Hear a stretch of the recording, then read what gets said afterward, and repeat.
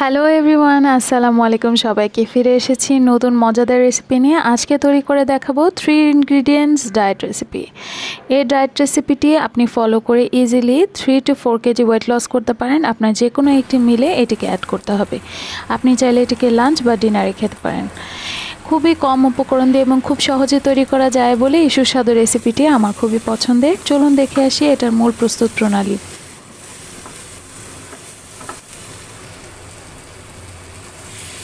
এই ডায়েট রেসিপিটির জন্য মূল যে 3টি উপকরণ দরকার সেটি হলো চিংড়ি মাছ, গাজর এবং ক্যাপসিকাম। আমি এখানে অ্যাডিশনাল উপকরণ কাঁচামরিচ এবং যে পেঁয়াজ সেটা তো লাগবেই, কাঁচামরিচ তো লাগবেই, পেঁয়াজটা আমি অ্যাডিশনাল উপকরণ ব্যবহার করেছি। আপনারা চাইলে এটাকে স্কিপ করতে পারেন।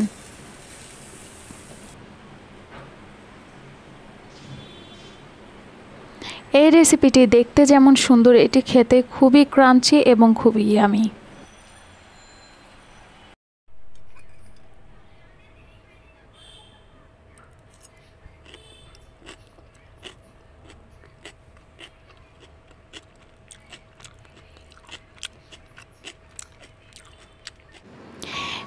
ইনগ্রিডিয়েন্টস এই ডায়েট রেসিপিটি তৈরি করার জন্য যে উপকরণগুলো লাগবে সেগুলো হলো 1/2 কাপ পরিমাণ আপনার চিংড়ি মাছ, বড় সাইজের চিংড়ি মাছ নিয়েছি, 1 কাপ পরিমাণ গাজর কুচি, 1 কাপ পরিমাণ সবুজ বেল পেপার, স্বাদ মতো কাঁচামরিচ এবং 1/2 কাপ পরিমাণ পেঁয়াজ কুচি এবং পেঁয়াজগুলো এভাবে খুলে নিয়েছি। এবং পেঁয়াজ এক্ষেত্রে ব্যবহার করা অপশনাল, আপনারা চাইলে এটাকে স্কিপ করতে পারেন।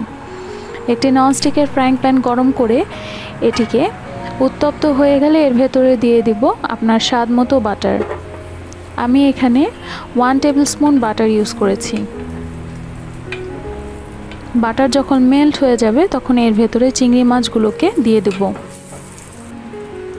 চিংড়ি মাছগুলোর যখন কালার চেঞ্জ হয়ে যাবে তখন একে একে করে সমস্ত ইনগ্রিডিয়েন্টসগুলো এর ভেতরে দিয়ে দিচ্ছি।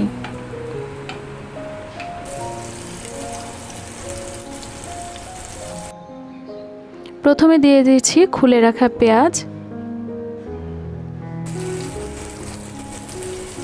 এটিকে কিছুক্ষণ নাড়াচাড়া করে ভেজে নিয়ে এরপরে দিয়ে দিচ্ছি বাকি সবজি এবং কাঁচামরিচ।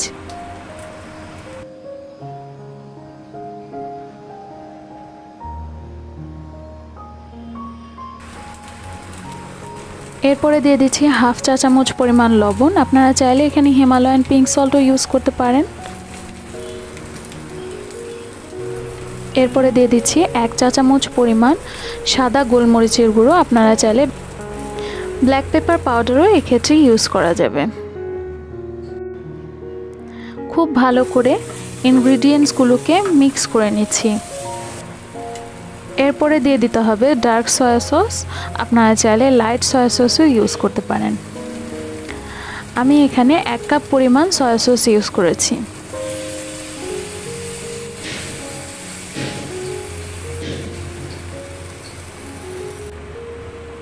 প্রতিটা ইনগ্রিডিয়েন্টস দেওয়ার পরে খুব ভালো করে নেড়েচেড়ে এটিকে স্টির ফ্রাই করে নিতে হবে।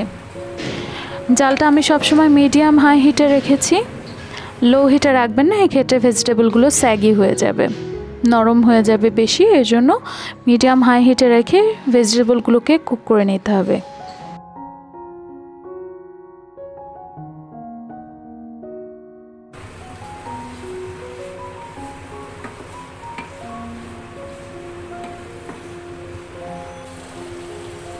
এরপরে দিয়ে দিচ্ছি 2 টুকরো লেবুর রস চিপে এর সাথে মিশিয়ে দিচ্ছি।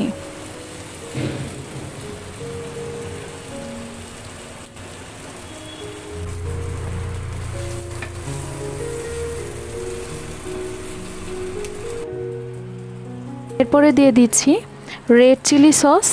এটি অপশনাল, আপনারা চাইলে এটিকে স্কিপ করতে পারেন। আমি এখানে 1 tablespoon red chilli sauce use করেছি। আপনারা চাইলে যে কোনো ব্র্যান্ডের রেড চিলি সস ইউজ করতে পারেন। সস দেওয়ার পরে নাড়াচাড়া করে এটিকে আর কুক করার প্রয়োজন নেই, সার্ভিং প্লেটে সার্ভ করে নিচ্ছি।